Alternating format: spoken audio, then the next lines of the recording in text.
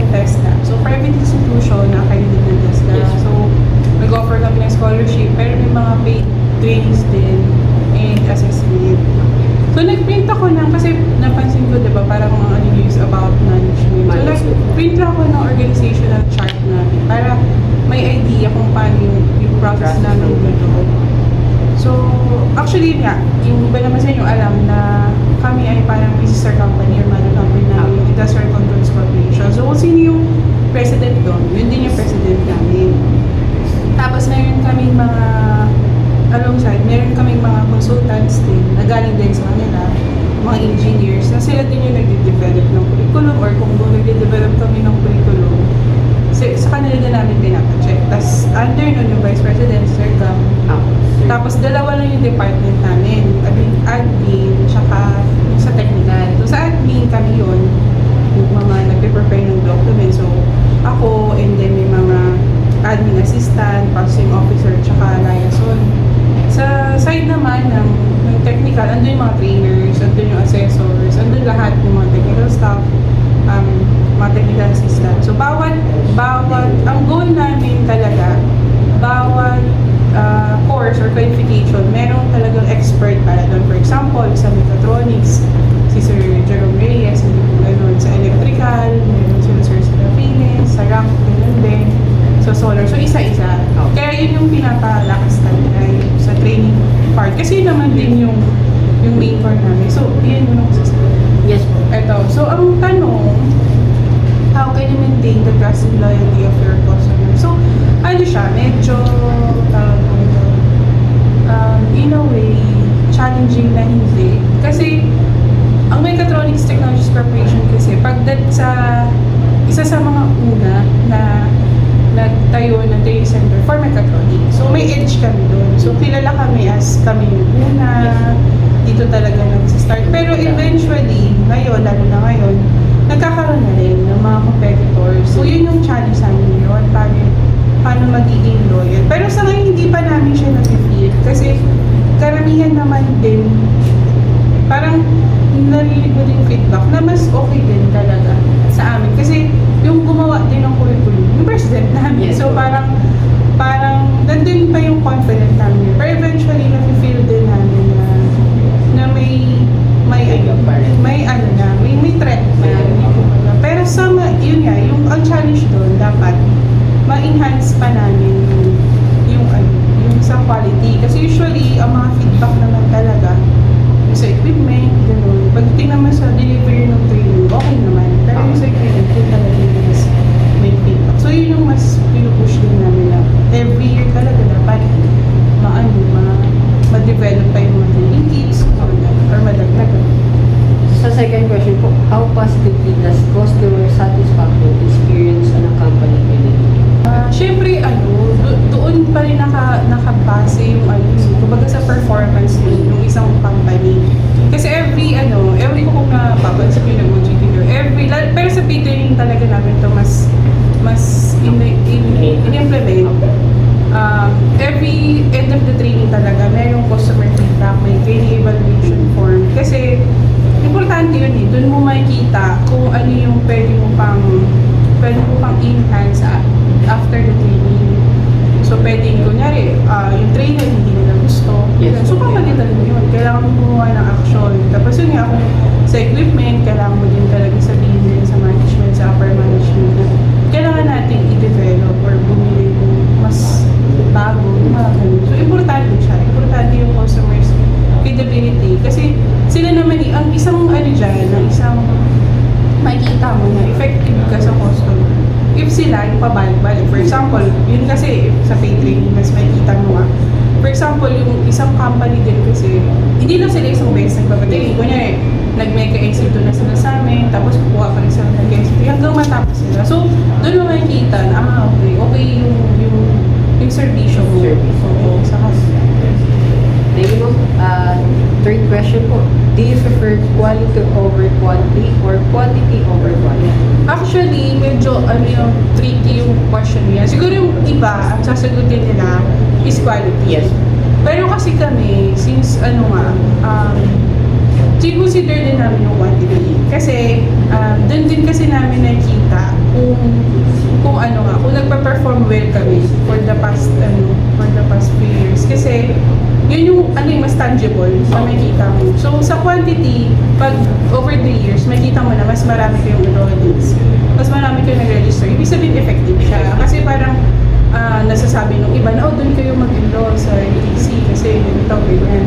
Pero okay din yung quality kasi nga, nakita mo yun sa feedback na pag hindi mo kasi iningatan yung kalidad, lalo na education to, training to, mag-fade din siya eventually. So, kaya importante din yung quality. Pero sa akin, parehas. Oo, kasi yung quantity, yun yung ano namin kumbaga, yung measurement namin, kung mas marami na ba kaming na oo, yung mga na nakukuhang tama. Yes. Oo, na ba? Hindi na yung paulit-ulit. Yes. Okay, ma'am. Thank you. Sa fourth question, what is the importance of customer feedback and complaints in providing quality customer service? So, yun. Katulad sabi ko sa kanina, importante yun kasi doon namin may improve. Actually, maraming mga feedback na parang minsan, lalo na online, Yes. pag sa Facebook, kasi active kami sa Facebook page, ganun.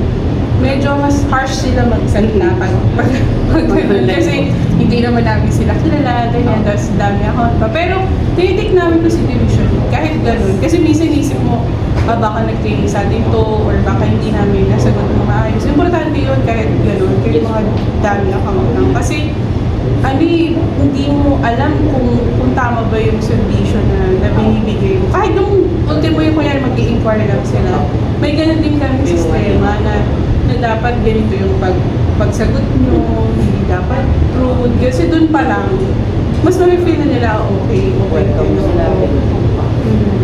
So, thank you, ma'am. Sa side question natin, which does your company use to reflect the important factors in customer satisfaction while understanding the needs of the customer? So, which Methods.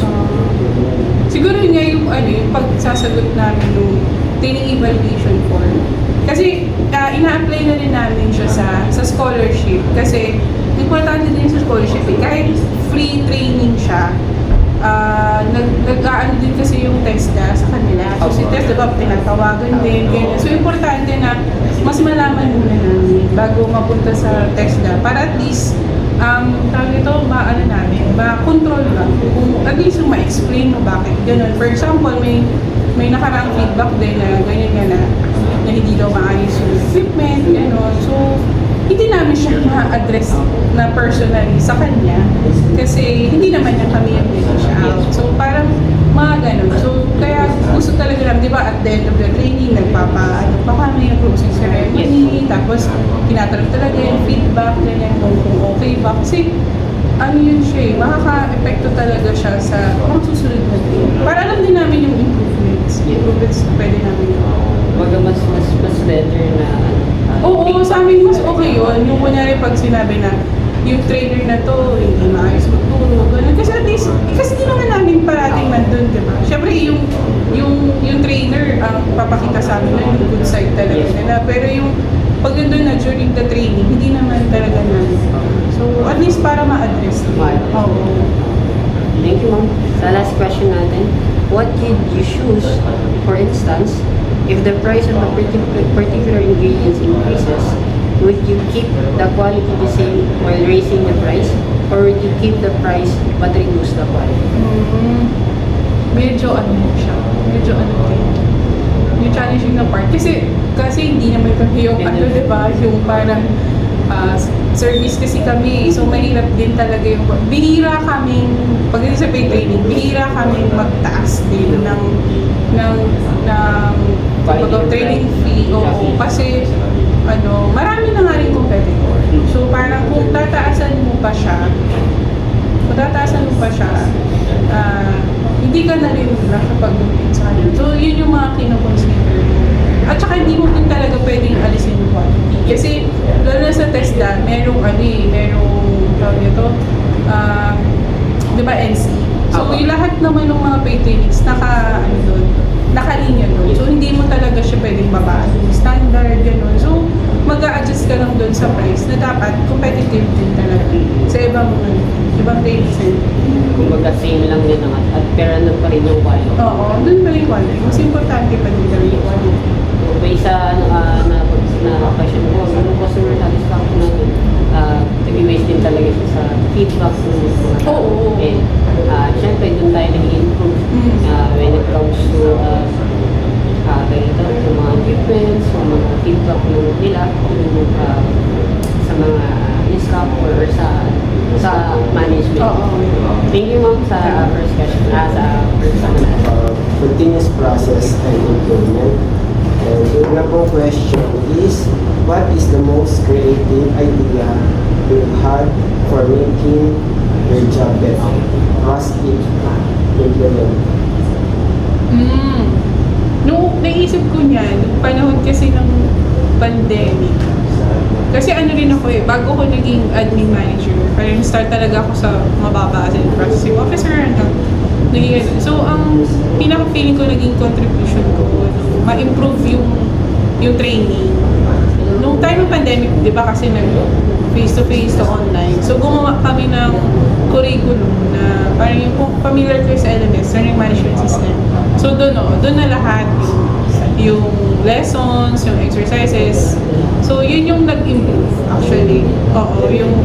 Parang blended program. So, nung time na yun, onti lang kami, siguro 4 lang kami ni Iwan or 5. Challenging siya kasi pagdating sa onti lang kayo, tapos may oras kayo na dapat matapos. So, yun yung parang feeling ko, naging malaking impact nung time na yun at nag-improve din yung aming quality pagdating sa training. Kasi before, wala kaming ganun. So, wala kaming backup. Kumbaga, ang backup lang namin, yung mga hard copy, na mga manuals, exercises. So, after, yun. So next question naman po is, tell me about the time you received feedback from your manager that result in improvement in your work. Ano yung parang negative feedback? So, siguro parehas na lang.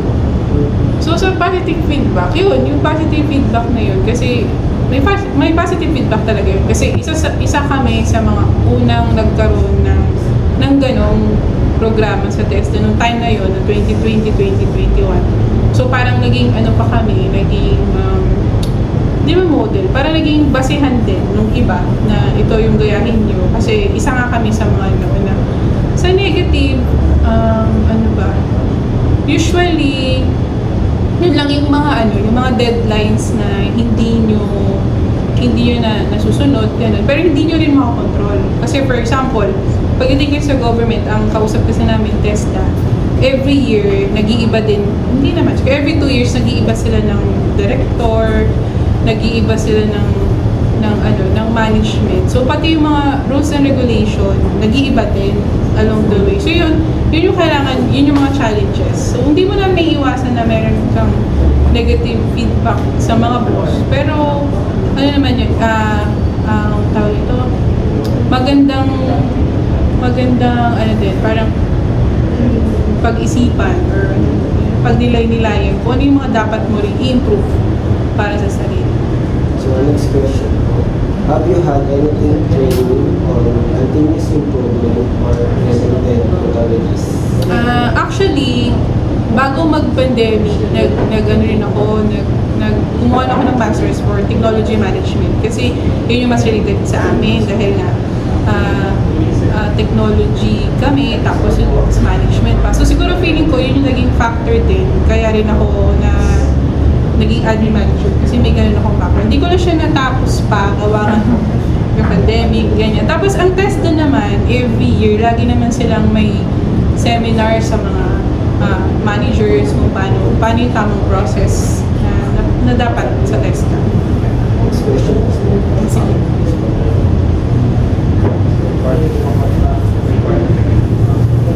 Next question po is, how do you feel about failure? Should it be avoided at all costs? Or is it okay if you learn from it? Kung okay na ma-avoid siya, okay sana. Kasi may ano naman yan eh, kaya mo naman siyang planuhin. Pero, katulad ng sinabi ko kanina, may mga bagay kasi na hindi mo kontrolado. Kunyari, yun nga, yung rules and regulations sa TESDA, ganyan, minsan nagbabago siya. So, ikaw din dapat mag-adapt. Tapos, yung mga, isa customer din, yung mga kliyente, hindi naman yan lahat pare-parehas eh. So, kailangan mo din mag-adapt, yung gano'n. So, may mga times na meron ka pa rin talagang mga failure na kaya mo na manageable naman, gano'n. Pero, yun nga, kung kaya mo siyang i-avoid, pero definitely hindi, may mga times talaga na kasama siya sa buhay na meron ka talagang, hindi ka palaging perfect, may sablay ka rin, ganyan. Oo, pero dapat, ang importante lang, matuto ka lang. Kasi pag ibig sabihin, 3 beses siya nangyari sa'yo, ikaw na may problema, ganun. Pero kung isa, dalawa, ibig sabihin, hindi mo lang talaga siya kontrolado. So, maraming factors na, hindi lang ikaw. So, next question po is, can you tell me about a time you made a mistake at work and how you recovered? Sa mga ganyan, iniwala kasi ko pag responsibilidad mo na pag manager ka na ganyan, or kahit hindi pa, pag alam mong ikaw ang may mali, akuin mo na yung pagkakamali. Kesa parang i-deny mo pa, or ano pa, manuro ka pa ng iba, isisi mo pa sa iba. Hindi, dapat amin mo yun, parang akuin mo yun, kasalanan ko to, tapos susunod, dapat mas better ako. Dapat, kasi pag naako mo na yun, gagawa ka na ng paraan para masolusyonan mo siya. Hindi yung iiwan mo yung isang problema na gano'n. Kasi lahat naman yan may solusyon. Ganun lang. Tsaka yung mga, yung mga managers naman, yung mga boss naman, once na nakita naman nila na kaya mo hindi i-correct yung pagkakamali, bibigyan ka naman nila ng chance. Pero huwag nga lang yung abot ng 3 beses, ganun pa ulit-ulit, or 4 na beses, ganun. Kasi iba na yun. Kumbaga, ikaw na nga yung may problema. So, last question po is, when you face a difficult problem at home or work, how do you go about solving it? At home or at work. Totoo yung sinasabi nila na kunyari kung may problema ka sa trabaho, huwag mo siyang dadalhin sa bahay mo. At kung may problema ka sa bahay, huwag mo din dadalhin sa trabaho. Kasi magkaiba yun. Tapos, pagdating sa trabaho, pagdating sa decision making, huwag ka din gagamit ng emosyon, yung ganun. Parang pag galit ka, huwag ka mag-desisyon. Pag sobrang saya ka, huwag ka mag-desisyon. Dapat talaga based on the fact, anong nakahain, anong evidence, may document, ganun. Hindi yung parang ayaw mo lang dun sa tao, kaya oo, yung ganun, kaya ganun yung decision mo, hindi ganun. Dapat, kung ano talaga yung nandyan, ano yung tama, ano yung may ebidensya na, ayun talaga yung dapat mo. Kasi yun din yung magiging, yun din yung magiging goal mo pagdating mo sa mga boss, sa management, kung bakit ganun yung naging decision. Kasi at least meron kang base, hindi yung dahil gawit lang ako, dahil ayaw ko lang sa kanya, yung ganun. Ganun din naman sa bahay. Basta separate yan siya. Hindi mo yan siya dapat ipagsama. Yung ano naman ko namin about naman po sa 5S tool for addressing the work effectiveness. Yung first question ko is 5S work effectiveness used in your organization sa MDC? Oo. 5S, importante siya. Actually, tinuturo din siya sa training, sa lahat ng training. Kasi importante sa kumpanya na sinusunod mo yung 5S, yung safety, yung cleanliness. Kasi importante yun. Kasi importante naman lalo na yung safety, importante sa lahat yun. Kasi yun naman yung ang importante yung tao, yung safety ng tao. Pagdating naman sa trabaho, dapat standard naman. May sinusunod ka rin na standard. Lalo na din sa TESDA kasi may pina-follow din kami rules sa kanila. Plus yung cleanliness, yung makita din ng kliyente mo na okay, organize ka, clean yung environment. So yun naman yung sa TESDA. Next question. Do you think 5S is established now? Oo, importante siya. Kasi yun nga, kaya rin naman tinuturo siya sa lahat ng training din ng TESDA, ang alam ko. Sa lahat din naman ng kumpanya, ini-implement din yung 5S. Kasi once na, kumbaga ang kultura din, pag maganda din yung kultura ng isang kumpanya, pag ulit, pumasok ka din, kaya bagong employee ka, pag na-adapt mo din yun, magme-maintain siya as diba? Oo, ma-adapt mo din, na ganun yung kultura, ganun yung management. Kung kasama yun dapat merong polisiya ang bawat kumpanya na yun yung sinusunod ng mga tao. Yun nga cleanliness, yung safety. Next na, how does 5S improve safety? How does 5S improve safety? Kasi, kung mahigpit ang policy, lalo na kung dito kasi sa pagdating sa office naman, hindi naman siya ganun kahirap i-implement kasi usually ang safety naman na kailangan mo yung mga natural disasters, may mga lindol, gano'n. Pero basically, ang safety na effective sa mga sa construction, mga ganun project. So, dapat, pwede din mga ganyan. Dapat meron kang fire safety lang din, na yung wirings mo okay, ganun. Mga ganun. Yun yung mga basic na sinusunod.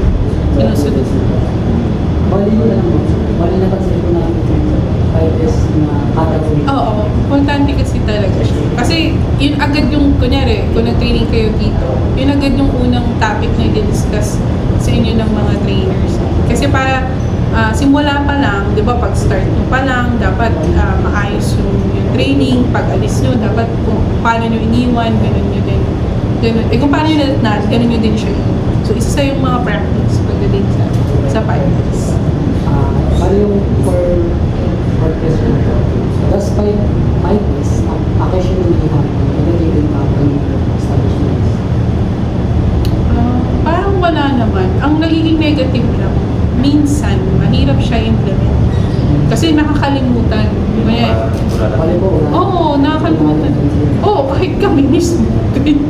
Mahirap siya. Lalo na kunyari sa part namin na kami sa document. Ang hirap niya i-organize kasi pagdating sa document, hindi siya basta-basta dapat itapon. Actually, kahit yung mga gamit na sira, di ba? Yung mga equipment, yung mga tools na hindi siya ganun-ganun basta i-dispose. Yun yung mga challenges na parang syempre pag hindi na siya nagagamit, nagiging parang basura na lang siya dun sa tool room. So yun sa mga challenges din ng mga technical.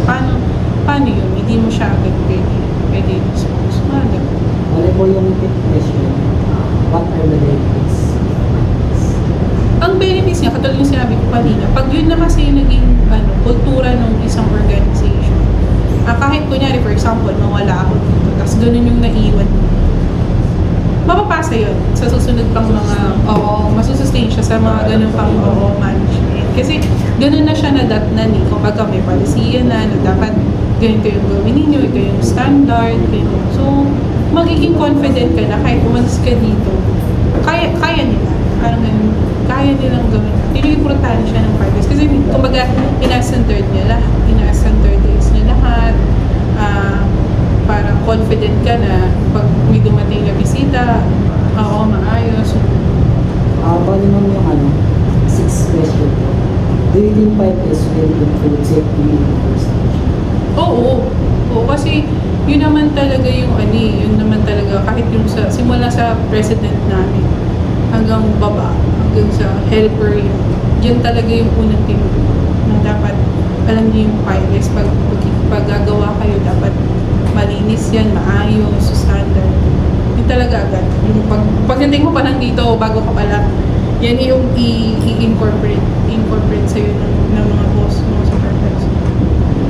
Bali po yung pinaka-last question. Does 5S serve its purpose to your business or your establishment? Oo. Kasi kikita nyo naman. Though hindi talaga madalas siyang ganun. Kasi nga, ang hirap nito. Challenge siya kasi nga, culture siya eh. So dapat, paano ko sasabing culture? Kumbaga dapat behavior siya. Nagsisimula siya. So, ituturo mo talaga. Kaya first day pa lang ng training, ituturo mo na siya para araw-araw, ganun yung matatak ng tao hanggang sa kahit di mo na sabihin kung part of life, ano na yun, kung muscle memory niya na, gagawin niya na yun, na kahit di mo sabihin, mag-iligpit na yan, mag-iligpit niya na kung saan niya kinuha yung mga tools, yung mga ganun. So, improve yun. Kasi, hindi na isa, kumbaga, hindi na utility yung gagawa nun. Kumbaga, kahit sino, pwede nyo magawa ito. Tapos, ano niya pa yun, kung saan man siya pumunta, magtrabaho man siya sa iba, sa school or sa bahay, makukuha niya yung tutulong, ganung behavior. Thank you. Ayun na. Thanks po. I thank you. Ang next naman po question is about sa supplier partnership. Mm. And ang number one na question is, what are considered in supplier selection?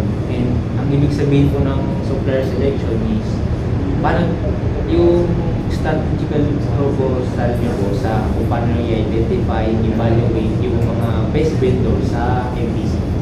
Actually, kasi nga meron kaming mother company. Sila yung main supplier namin ng mga gamit. Kasi distributor sila ng PLC, mga ganun, relay. So, sila na yun. Actually, yung supplier din nila, mismong Omron din. Kumbaga, siya na yung parang, yung mismong Omron office na yun. Kaya tiwala kami na okay yung, tiwala kami na okay yung gamit. Pati yung sa Mitsubishi, sila na din, may meron na rin kami contact doon. So, kumbaga, direct sa kanila kami kumukuha hanggang maaari. Pero yung basically, may mga maliliit na bagay kasi like yung mga wires, ganyan, kaya mga screws, siyempre sa mga hardwares lang yan na malapit. Kaya pinaka na sa Quiapo, yung pinakamura. So isa sa mga factor, siyempre kinukonsider namin, dapat sila, yung affordable. Kasi lalo na yung mga consumables mo, talagang magastos siya. So, pero yung mga basically yung mga complicated na like PLC, mga HMI, sa mismong supplier na talaga siya. Na-contact din talaga ng president. So, kahit tiwala naman kami, okay siya. Sa number 2 po is, what would the supplier do better to improve your relationship and better meet their objectives? Yun kasi ang ano yun sa pagitan ng president namin tsaka sila kasi ganun na yung usapan. Pero may kita din kasi namin. For example, kung mapapansin nyo, yung ano yun naman palitan din naman ng solution. For example, dito sa building, mapapansin nyo kung dito sa site na to, may nakapost dyan na switch na something yan. Isa yun sa mga partners na ang usapan, if magpupost sila dyan, may billboard sila sa amin, magsusupply sila sa amin. Ganon. May ganon kapal. At the same time, i-endorse din namin yung kanilang produkto. Kasi usually kasi, yung mga clients namin, lalo na pag paid cleaning, mga companies din naman sila na kailangan ng produkto. So, pwedeng maging sila yung supplier, kami mismo, mga ganun. So, yung nagiging relationship namin talaga sa kanila. Hindi lang simple as supply sila ng gamit. Kundi, pwedeng kami yung maging middleman para ganun. Kasi at the same time, makakuha ka na ng produkto, at the same time, matututunan pa siya. Bihira kasi yung gano'n. Kasi parang pagbibili ka lang sa mismong wala lang, kunyari dito lang sa Pilipinas. So, wala naman yung training agad. So, yun yung parang nagiging essence namin sa kanila. Oo, kasi mga trainers din namin, yun, isa pa yan. Mga trainers din namin, may libreng training din sa kanila. Kunyari, mga bagong produkto, isa sa mga trainers dito, yung mga pinapadala yun. Para nga, pag may ganung training na, ma-share din nila sa mga registered umattend na training. Number 3 naman po is, how can establishing a long-term supplier partnership benefit our organization in terms of cost savings, quality improvement, and efficiency? Yun actually challenging. Ano ko pagdating. Pero for example, ang relationship namin sa Omron at MPC at dun sa mother company, matagal na. Kumbaga since ano pa, since 2000 or 90s pa nga.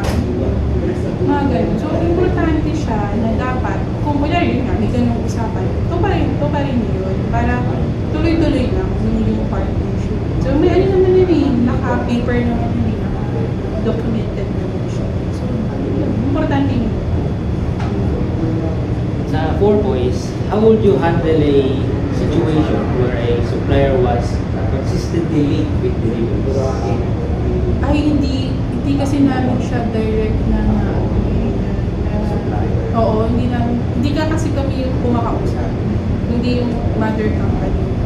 So, sila lang din yung nakakausap namin. Pag gano'n, dahil hindi namin direct, kami na yung mag-adjust. Parang maghahanap na lang kami dito locally, kung ano yung mas mura, o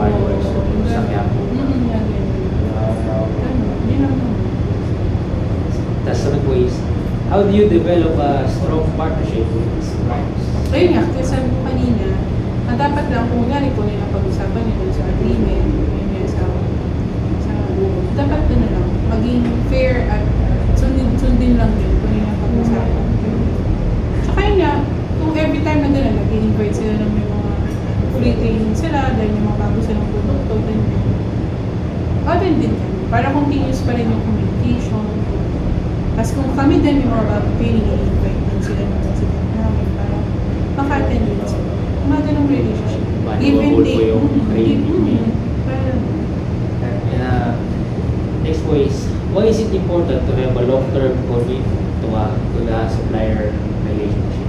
importante yun. Kasi parang yung pagdating talaga sa ganitong klaseng industry, importante yung loyalty, yung kasi. Siyempre, for example nga, may bago sa produkto, ikaw agad yung unang makakalap. Pag ikaw yung makakalap, tapos ikaw din yung unang may offer ng training na yun. So, kumbaga, mas may edge ka na yun sa mga competitors. Kasi mas nauna ka, lalo na technology paano mo intelligent, pabilisan, diba, paunahan. So, mga ganun edge. Kaya, matagal nang may partnership din ang boss ko, ang company sa Omron. Kasi isa sa mga unang supplier, ang ICC, mother company ng Omron. Kaya hindi niya rin mabitaw. Kasi parang ganun siya ganun talaga. Lagi niyang sinasabi niya, parang don't burn bridges na diba? Kasi lalo na ang industry ng mechatronics, maliit lang. Lahat din sila magkakakilala. So dapat, ka talaga, laging maganda yung pakikisama sa mga tao. Importante mo talaga yung trust and loyalty ng partnership. Oo. Dapat di mo talaga siya, kailangan kahit i-break yun or malagyan na nalaman hindi. Talagang kailangan mo siyang kailangan. Yun lang po eh. Thank you. Ay, Thank you po, ma'am. okay. Yan po yung last na question. Thank you for your time.